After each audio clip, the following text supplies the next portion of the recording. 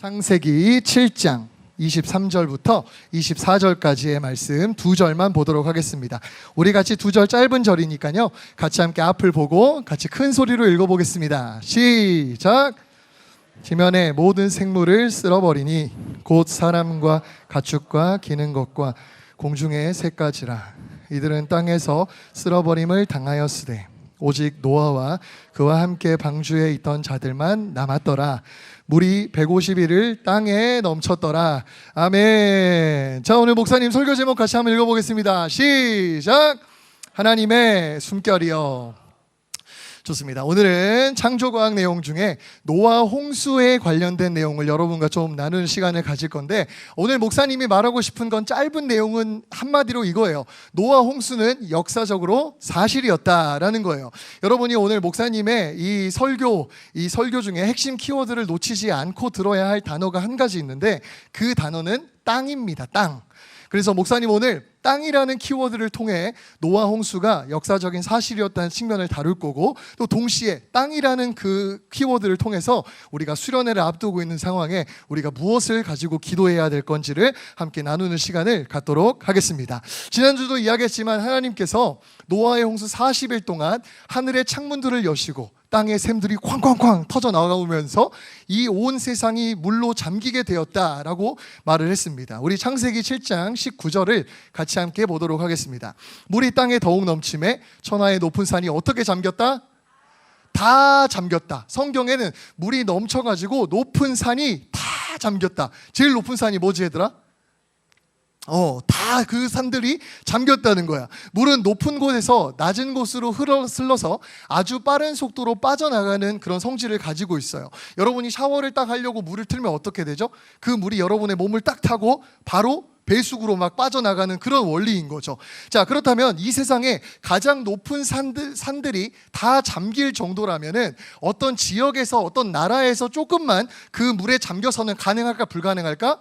불가능해요. 그 높은 산들이 잠겼다는 말은 지구 전체가 물로 뒤덮였다라는 것을 반증하는 거예요.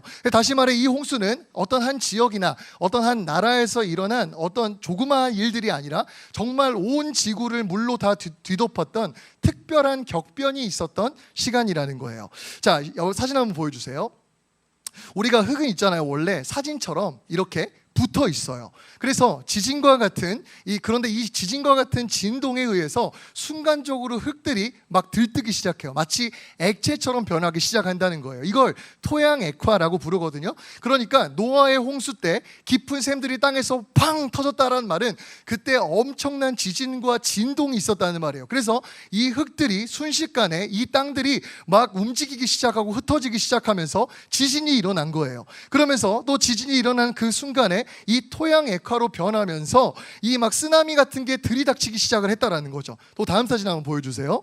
이 사진이 칠레 지진 때 사진이래요. 칠레에서 1960년도에 9.5의 강진이 지진이 일어났었습니다. 9.5라고 해도 전혀 놀라지 않는 여러분의 얼굴 보니까 제가 더 놀랍습니다. 여러분 근데 그거 아세요? 오늘 예배 끝나고 전부 다 우리 친구들 햄버거 줘요. 햄버거. 네, 뻥입니다. 네, 햄버거 준다는 건 이렇게 놀라면서 9.5 강진은 하나도 놀라지 않는 여러분의 모습을 보면서 제가 놀랐습니다. 어쨌든 여러분 9. 애들 너무 기대했는데, 얘들아 수련회 때 맛있는 거 줄게, 알겠지? 조금만 참아줘. 어쨌든 간에 이 9.5의 강진이란 건 엄청난 거예요. 지구 역사상 지진계로 설정을 했을 때 가장 높은 이렇게 강진이었단 말이에요. 근데 이 지진이 그 칠레에서 발생했는데 일본까지 가는데 22시간밖에 안 걸렸대요. 그 속도가 어느 정도냐면 840km래. 840km면 얘들아 어느 정도 속도냐면 비행기가 가는 속도예요. 비행기가 가는 속도. 그래가지고 그렇게 쭉 가게 되니까 지구 반대편에서 지진이 일어났는데 일본에서 그 지진으로 140명이 죽었답니다. 여러분 그렇게 빠른 거예요. 또 다음 사진 한번 보여주세요. 2004년에는 인도네시아에서 9.1도의 지진이 일어났어요. 그때 어떻게 됐냐면 순식간에 몇 명이 죽었냐면 30만 명이 죽었답니다. 여러분, 비행기 속도라 이 속도를 피할 수가 없는 거예요. 그러니까 노아 홍수가 어디에서 일어났던 간에 단 하루면은 전 세계가 그 홍수의 영향권 안으로 들어가게 된다는 거예요. 그러니까 여러분이 대한민국은 너무 먼데 뭐 여기까지 왔겠어? 이런 생각을 할 수 있는데, 전 세계 어떤 지역에서 일어났던지 간에 그 지진은 순식간에, 또 그 물살이 순식간에 온 세상을 덮쳤을 거란 말이에요. 그리고 이 홍수가 또 갑작스럽게 전 세계를 뒤덮었다는 증거가 있습니다. 다음 사진을 보여주세요. 여러분, 물고기가 잘 놀다가 죽으면은 이렇게 작은 이 물고기가 작은 물고기들의 밥이 돼서 막 잡아먹혀요. 그리고 박테리아에 의해서 분해되면서 형체를 금방 잃어버리게 됩니다. 근데 물고기 화석을 보면 진짜 놀라요. 다음 사진 보여주세요.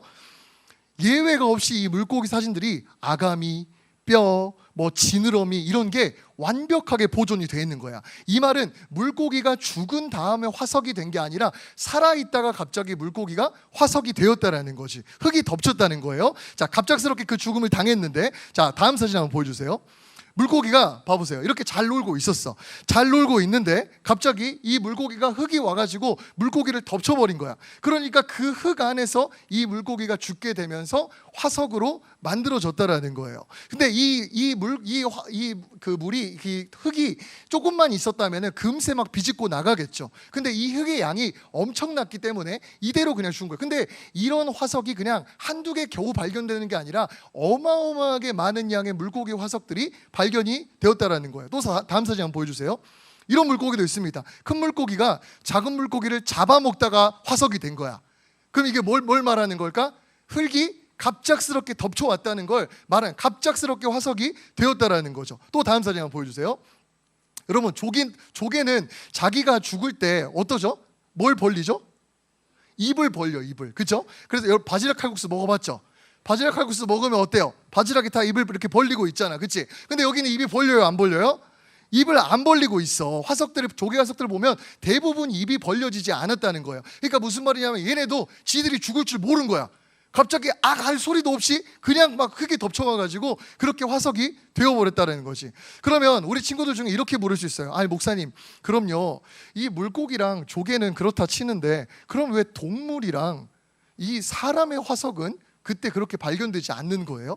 그 이유는 뭐지? 이건 이렇게 덮쳐졌다면서요. 사람도 그때 똑같이 죽었는데 왜 사람이랑 동물 화석은 발견되지 않는 거죠? 라고 물어볼 수 있습니다. 근데 여러분, 그 이유가 뭐냐면 물고기와 조개와 같은 것들은 기본적으로 사는 곳이 바다나 강이기 때문에 1차 흙더미와 앙금에 무차별로 폭격을 당해가지고 다 이렇게 묻히게 되죠. 그러나 지능이 높고 또 이동 능력이 있는 동물이나 인간 같은 경우는 어떻게 할까, 얘들아?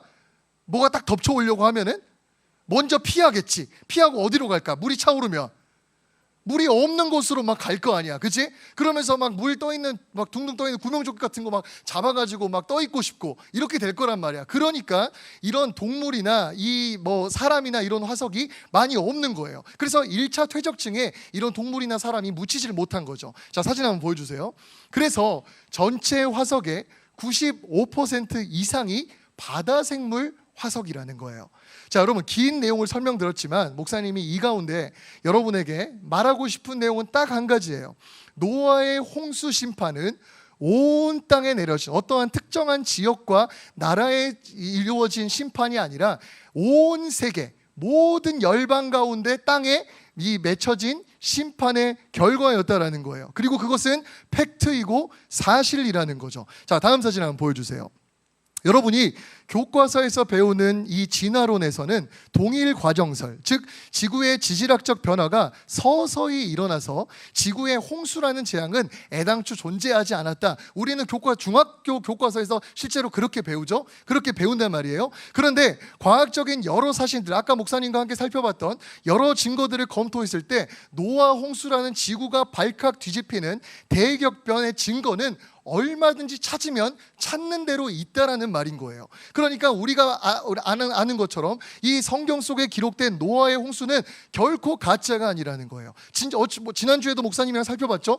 전 세계 320개, 그리고 목사님이 조사한 바에 의하면 500개 이상으로 말하는 사람들도 있어요. 그렇게 홍수 전설이 전 세계에 있다라는 말은 이 사실 자체가 어떤 한 특정한 지역이나 기독교가 만들어낸 허구의 이야기가, 신화적 이야기가 아니라는 거예요. 성경의 내용은 실제 사실이고 팩트라는 사실입니다. 자, 그런데 목사님이 이 홍수에 대해서 여러분에게 수련회와 연결해서 말씀을 전해야 되기 때문에 한 주 동안 정말 많이 고민하고 또 여러 논문들도 검토해보고 이러면서 목사님이 이 홍수를 계속 살펴보고 묵상하는데, 이 홍수가 사실은 우리 지구의 첫 창조 때의 모습과 상당히 유사하게 닮아있다라는 공통점을 목사님이 발견을 하게 됐습니다. 한번 우리 성경을 통해 하나씩 보겠습니다. 창세기 1장 2절입니다. 목사님이 한 절 읽으면 그 다음 절 여러분 읽어주세요. 땅이 혼돈하고 공허하며 흑암이 깊음 위에 있고 하나님의 영은 수면 위에 운행하시니라. 시작. 자, 여기서 보세요. 창조되기 전, 우리가 예전에 배웠었죠. 창조되기 전에 땅의 모습이 혼돈하고 공허하며 흑암이래요. 근데 그 흑암이 어떤 상태에 있었냐면 수면의 상태에 있었다는 거예요. 여러분, 수면이 뭐죠? 물이에요. 물. 그러니까 물만 있는 세계 속에 있었다는 거예요. 마찬가지로 노아의 홍수 때도 이 심판의 홍수가 온 땅을 뒤덮이면서 잠겼죠. 그러면서 어떻게 됐습니까?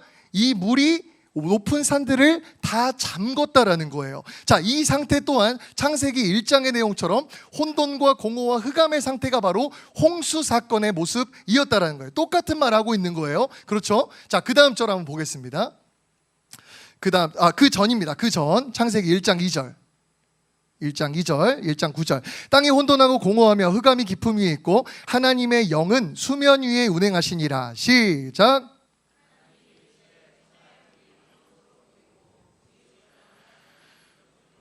자, 그런데 아까 첫 창조에서 처음에 보면은 땅이 혼돈하고 공허하고 흑암이고 이 물밖에 없는 상태라 했어요. 근데 그 물밖에 없는 상태인데 누가 운행했어요?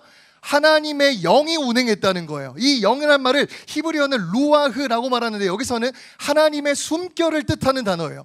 그 단어가 물 가운데 이렇게 운행을 하기 시작했다는 거예요. 불어오기 시작했다는 거예요. 그러니까 어떤 일이 일어나냐면 천하의 물이 한 곳으로 모이고 묻이 뭐냐면 땅이란 말이에요. 땅이 드러나기 시작을 했다라는 거예요. 마른 땅이 드러나는 일들이 일어나기 시작을 했다라는 거죠. 자, 그런데 우리 창세기 8장 1절 보겠습니다.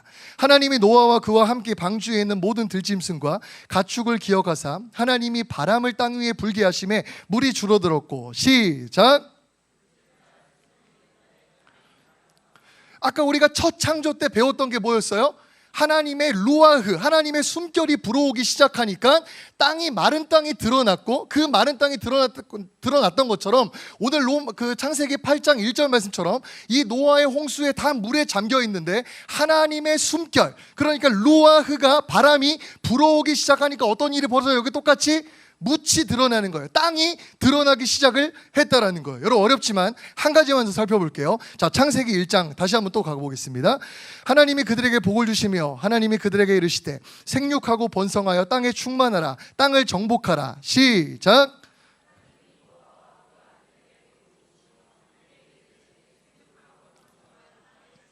자, 여러분 잘 들어보세요. 창조 때 어떤 일이 있었다고요? 다 물이었어요. 물이었는데 그 물 가운데 하나님의 루아흐, 하나님의 숨결이 불어오기 시작하니까 땅이 드러나기 시작했어요. 그리고 그 땅이 드러난 결과가 뭐라는 거예요? 생육하고 번성하여 땅에 충만하라는 거예요. 그런데 노아의 홍수도 마찬가지로 이 물로 다 뒤덮여 있었어요. 근데 하나님의 바람이 불어오기 시작하니까 어떤 일이 벌어져요? 물이 물러가면서 마른 땅이 드러나기 시작해요. 마른 땅이 드러난 결과가 뭐라는 거예요? 생육하고 번성하여 땅에 충만하라는 거예요. 풍성한 땅으로 바뀌기 시작을 했다라는 말이에요. 자, 이걸 그러니까 우리가 오늘 배웠던 땅의 관점에서 보자면 이렇게 도식화를 할 수 있을 것 같아요. 한번 보여주시겠어요?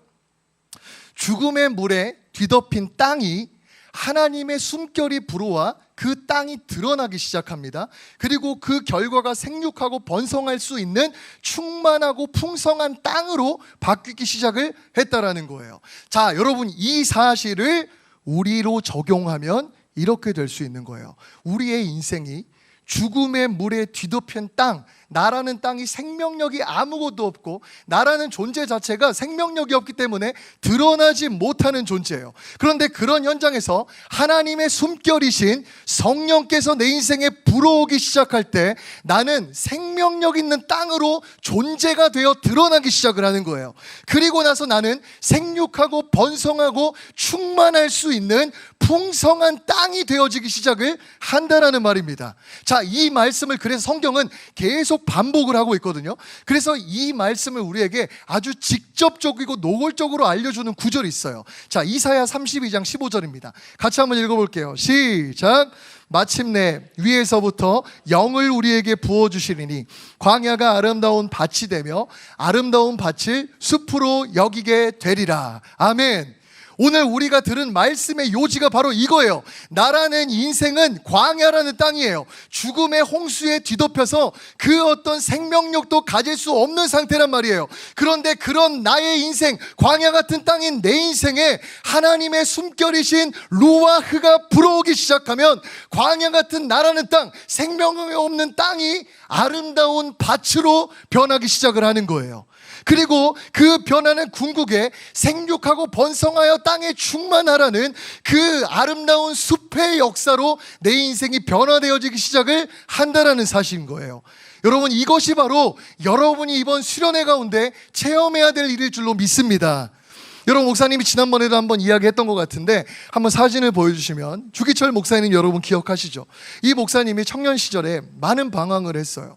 그래서 이분이 오산학교를 졸업한 뒤에 이 연희 전문학교에 입학을 했거든요. 근데 그곳에서 스승들의 그 가르침을 받으면서 헐벗고 굶주린 가난한 백성들을 위해서 산업을 내가 일으켜야겠다라는 원대한 꿈을 꾸고 공부를 하기 시작합니다. 근데 그 공부하던 중에 이 눈이 자꾸 침침한 거예요. 눈이 잘 보이지 않고 눈이 좋지 않아가지고 이분이 그 공부를 도저히 이어나갈 수 없을 정도로 어려움을 겪게 됩니다. 그런 상태에서 이 사람이 고심을 하다가 결국에는 자신의 고향으로 돌아가기 시작을 하죠.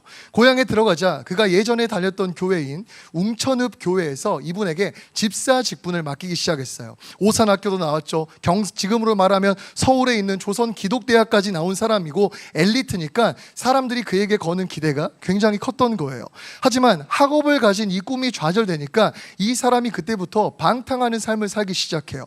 그냥 매일같이 술에 찌들어 사는 삶을 살았고, 이 사람이 막 그냥 답답해가지고 막 자기 마음대로 살기 시작을 합니다. 얼마나 자기가 방탕하고 이 삶이 무너졌던지 하루는 교회에서 설교를 하라고 이렇게 강단으로 올라오라고 하는데 그날 술을 잔뜩 먹은 거예요. 그러니까 술을 먹은 상태로 그냥 올라와가지고 막 사람들 앞에서 횡설수설 이런 이야기 저런 이야기를 하는 데까지, 그런 지경에 이를 때까지 그렇게 신앙이 무너져버린 사람이었다는 거죠. 그런데 이 사람이 1920년 5월 27일에 마산 문창교회에서 열린 김익두 목사님 초청 부흥송회, 다시 말해서 우리말로 하자면 수련회 같은 것에 참석을 하게 됩니다.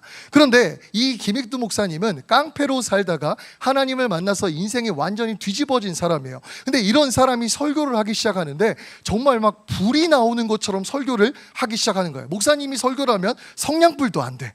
근데 이런 분이 설교하면 막 엄청난 불이 막 설교 가운데 막 나타나기 시작을 하는 거예요. 그래서 이 사람이 막 듣고 있습니다. 그렇게 듣고 있던 중에 청년 주기철의 마음에 불이 임하기 시작해요. 그러더니 가슴이 뜨거워지면서 내 죄가 무엇인지를 깨닫게 되고 자기 자신의 죄를 회개하기 시작을 합니다. 그리고 나서 이런 생각을 해요. 야, 내가 사람들을 돈을 벌어서 살리는 상인이 되어야 될 게 아니라 나는 진짜 하나님이 나에게 말씀하시는 영혼을 구원하는 목사가 되어야 되겠구나 라는 생각을 하고 이 사람이 목사가 되어집니다. 청년 그 주기철이 목사가 될 때 그 시대는 일제가 기독교를 극도로 탄압하던 시기였어요.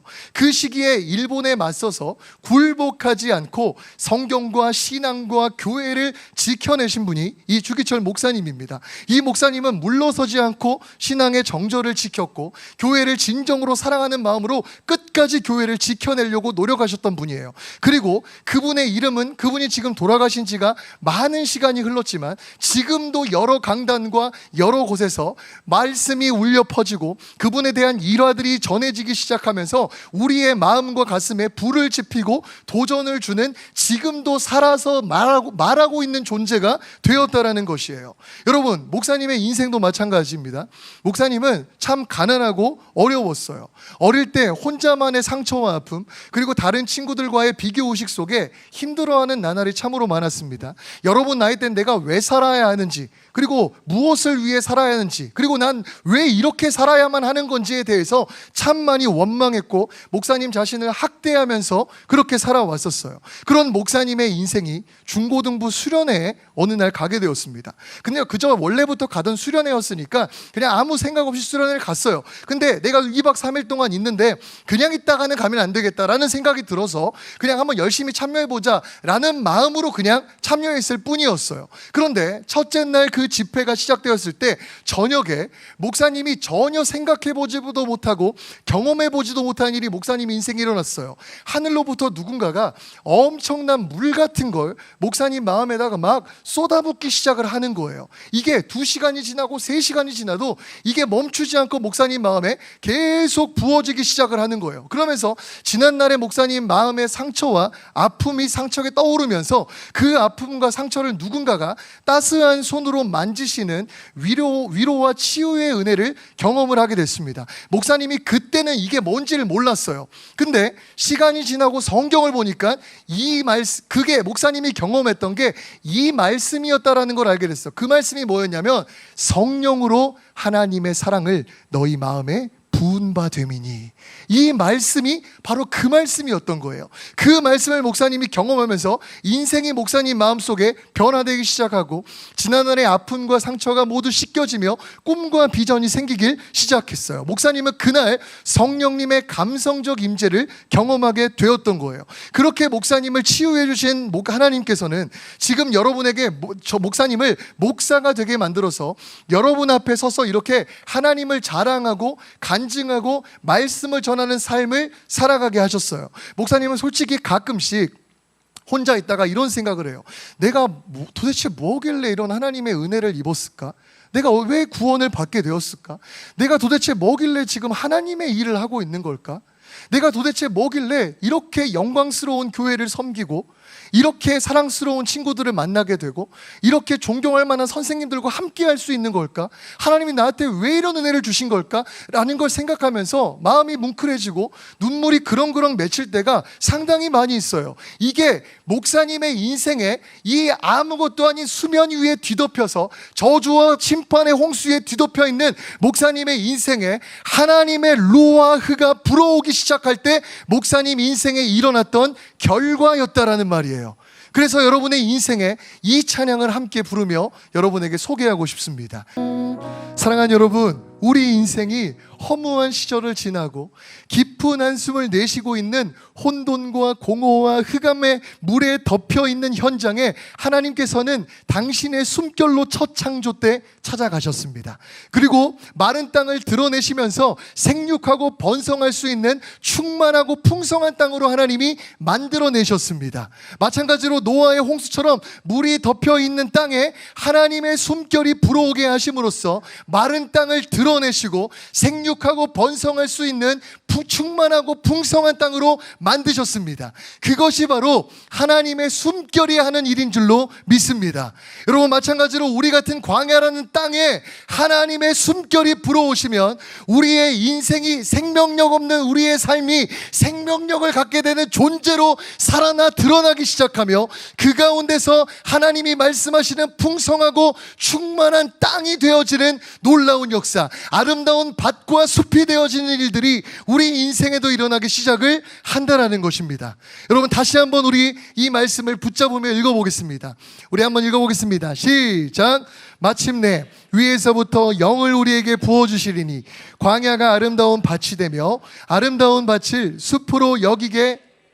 여러분, 아까 우리가 주목해야 되는 그 글자가 아름다운 밭과 숲이었다면 이제는 우리가 주목해야 될 결론은 뭐냐? 바로 그게 언제 이루어지는 거냐? 마침내 이루어진다는 거예요. 마침내라는 것은 어떠한 정해진 시간이 있다라는 말이에요. 하나님이 정하신 시간이 있는 거예요. 어떤 친구들의 이 홍수로 뒤덮여 있는 그 인생의 마음과 심령 가운데 하나님의 루아흐가 불어서, 하나님의 숨결이 불어서 마른 땅이 드러나고, 그 마른 땅 광야 같은 인생이 아름다운 밭과 숲이 되어지는 사람들의 그 일들이 마침내 일어난다는 거예요. 목사님은 이 마침내가 이번 수련회가 될 줄로 믿습니다. 또한 우리의 오늘의 예배가 될 줄로 믿습니다. 여러분, 죽음의 바다에 빠져있는 우리의 인생에 하나님의 숨결이 불어올 때 우리는 그때 생명력 있는 존재로 일어서기 시작을 하는 거예요. 그리고 그 존재는 풍성한 땅으로 바뀌게 되는 것입니다. 사랑하는 여러분, 그러므로 오늘 이 예배 가운데 여러분이 구해야 될 것은 바로 하나님의 숨결이신 성령님인 줄로 믿습니다.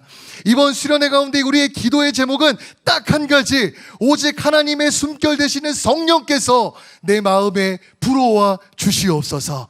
오늘 오직 하나님의 숨결 되시는 그 성령님을 만나고 체험하게 하여 주시옵소서. 오직 하나님의 숨결 되시는 성령께서 광야와 같은 내 인생을 아름다운 밭과 숲으로 변화시켜 주시옵소서.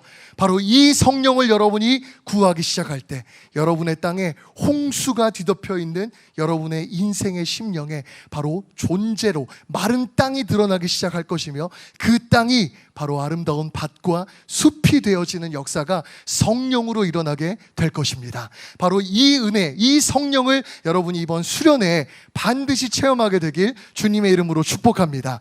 현재 138명이 신청을 했습니다. 우리 친구들 공식적으로 우리가 마감하지만, 내가 그럼에도 오늘 말씀 듣고 진짜 내가 한번 수련회에 가보고 싶다라는 친구가 있다면 여러분 신청해 주세요. 한 명이라도 더 신청해서 그 성령을 여러분이 꼭 체험할 수 있으면 좋겠습니다. 그 성령만 받으면 주기철 목사님처럼 인생이 바뀝니다. 그 성령만 받으면 목사님처럼 소망 없는 인생들도 하나님을 자랑하고 간증할 수 있는 영광스러운 행복한 사람으로 그 인생은 바뀔 수 있습니다. 목사님은 삶으로, 간증으로 이 사실을 확신합니다. 오늘 그 하나님의 숨결 루아흐가 여러분의 인생에 불어오는 이 아침이 되길 주님의 이름으로 축복합니다. 우리 다 같이 자리에서 일어나서 함께 찬양함으로 나아가겠습니다.